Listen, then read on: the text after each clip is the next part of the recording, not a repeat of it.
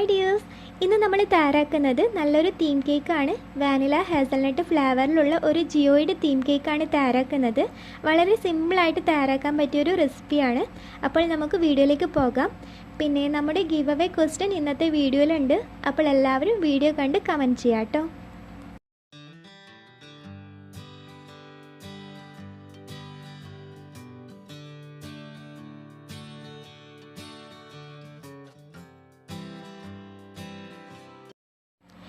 First sponge cake തയ്യാറാക്കണം. അതിലേക്ക് വേണ്ട ഫ്ലോർ മിക്സ് അരിച്ചെടുക്കാം. 3/4 കപ്പ് മൈദയും 1 ടേബിൾ സ്പൂൺ മിൽക്ക് പൗഡറും 1/2 ടീസ്പൂൺ ബേക്കിംഗ് പൗഡറും 1/4 ടീസ്പൂൺ ബേക്കിംഗ് സോഡയും ഇട്ടിട്ട് അരിച്ചെടുക്കാം. അരിച്ചെടുത്തതിന് ശേഷം എല്ലാ ഇൻഗ്രീഡിയൻസും ഒരുപോലെ ആവാൻ വേണ്ടിയിട്ട് നന്നായിട്ട് മിക്സ് ചെയ്തെടുക്കാം. ഇനി ബാറ്റർ തയ്യാറാക്കാൻ വേണ്ടിയിട്ട് 3 മുട്ടയിലേക്ക് 1 ടീസ്പൂൺ വാനില എസൻസ് ആഡ് ചെയ്ത് ബീറ്റ് ചെയ്യാം.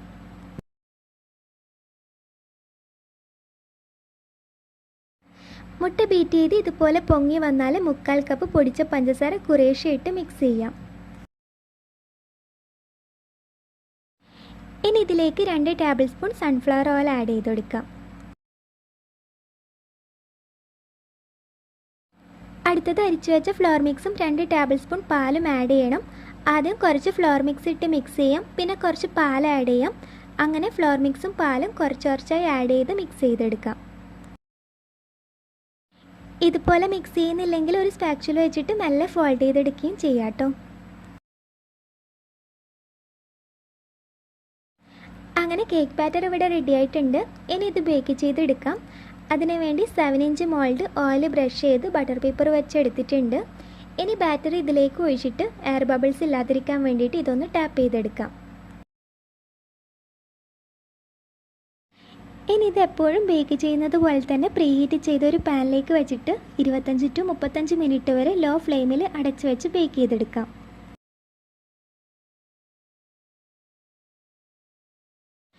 അങ്ങനെ ബേക്ക് ചെയ്യാൻ വെച്ച കേക്ക് ഇവിടെ റെഡി ആയിട്ടുണ്ട്. ഇനി ഇത് ചൂടാറിയതിന് ശേഷം കേക്ക് 3 ലെയറായി കട്ട് ചെയ്യാം. അടുത്തത് ഐസിങ് ചെയ്യേണ്ട ക്രീം ബീറ്റ് ചെയ്തെടുക്കാം. 1/4 കപ്പ് വിപ്പിംഗ് ക്രീമിലേക്ക് 1/2 ടീസ്പൂൺ വാനില എസൻസ് ആഡ് ചെയ്ത് ബീറ്റ് ചെയ്യാം. ക്രീം വിപ്പായി വന്നിട്ടുണ്ട്. ഇനി ഇതിലേക്ക് മധുരത്തിന് ആവശ്യമായിട്ടുള്ള കണ്ടൻസ്ഡ് മിൽക്ക് ആഡ് ചെയ്ത് ഒന്നുകൂടി ബീറ്റ് ചെയ്യാം.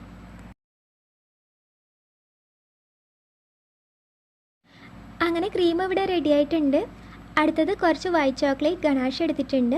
50 ഗ്രാം വൈറ്റ് ചോക്ലേറ്റിൽ 2 tablespoon whipping cream add ചെയ്ത് മെൽറ്റ് ചെയ്തെടുത്തതാണ്.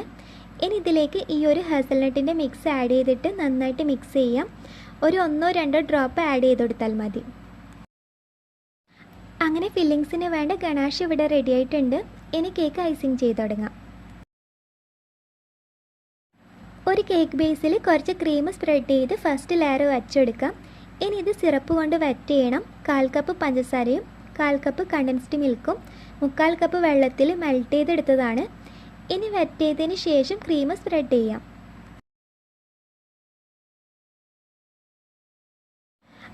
അടുത്തത് നേരത്തെ തയ്യാറാക്കിയ ഹാസൽനട്ടിൻ്റെ ഗണാഷ് സ്പ്രെഡ് ചെയ്ത് കൊടുക്കാം. പിന്നെ കുറച്ച് ബദാമും കാഷ്യൂസും ക്രഷ് ചെയ്തെടുത്തിട്ടുണ്ട്. അത് ഇതിലേക്ക് ഇട്ടുകൊടുക്കാം. അടുത്തത് സെക്കൻഡ് ലെയർ വെച്ചിട്ട് ഫസ്റ്റ് ലെയറിൽ ചെയ്തതുപോലെ തന്നെ ചെയ്തെടുക്കാം. ഫസ്റ്റ് വെറ്റ് ചെയ്ത് ക്രീം സ്പ്രെഡ് ചെയ്യാം, പിന്നെ ഗണാഷും നട്ട്സും ഇട്ടുകൊടുക്കാം.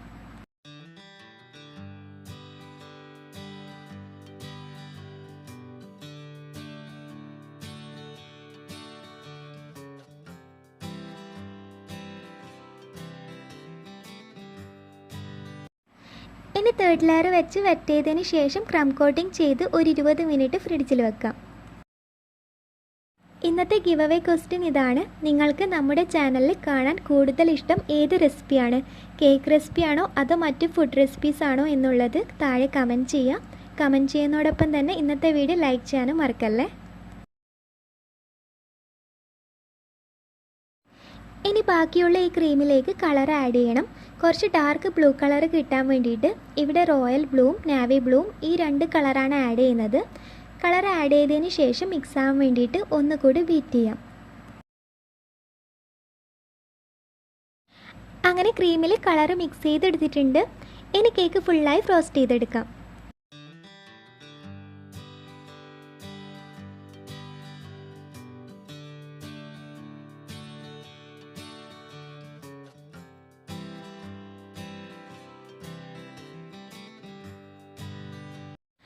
അങ്ങനെ കേക്ക് ഐസിങ് ചെയ്തെടുത്തിട്ടുണ്ട്.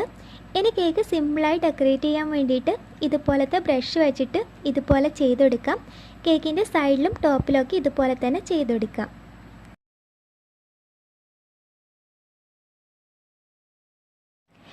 ഇനി കേക്ക് വീണ്ടും ഒരു 15 മിനിറ്റ് ഫ്രിഡ്ജിൽ വെച്ച് സെറ്റ് ചെയ്യാം. ഇപ്പോൾ കേക്ക് ഐസിങ് ചെയ്തതൊക്കെ സെറ്റായിട്ടുണ്ട്. ഇനി കേക്കിൻ്റെ ഫ്രണ്ടിൽ കട്ട് ചെയ്തെടുക്കണം. ആദ്യം ഇതുപോലെ ഒന്ന് മാർക്ക് ചെയ്തെടുക്കാം, എന്നിട്ട് കട്ട് ചെയ്യാം.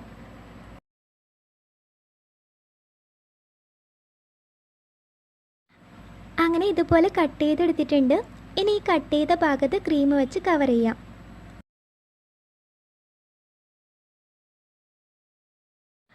അടുത്തത് ഇതുപോലത്തെ 3 കളറിലുള്ള ഷുഗർ ക്രിസ്റ്റൽ എടുത്തിട്ടുണ്ട്. ഇത് 3ഉം ഈ കട്ട് ചെയ്ത ഭാഗത്ത് ഇട്ടെടുക്കണം. ആദ്യം ഈ ഡാർക്ക് ബ്ലൂ കളറിലുള്ള ക്രിസ്റ്റൽ ഈ കട്ട് ചെയ്ത മിഡിലിൽ ഇട്ടെടുക്കാം.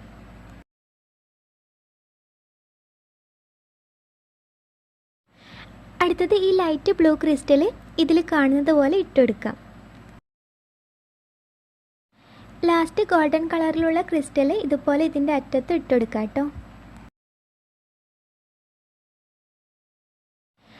അങ്ങനെ 3 കളറിലുള്ള ക്രിസ്റ്റലും ഇതുപോലെ ഇട്ടുകൊടുത്തിട്ടുണ്ട്. ഇനി കുറച്ച് ഗോൾഡൻ ഡസ്റ്റിൽ കുറച്ച് വെള്ളം ആഡ് ചെയ്തിട്ട് ഇതുപോലെ ഇതിൻ്റെ അടിച്ചിൽ ബോർഡർ കൊടുക്കാം.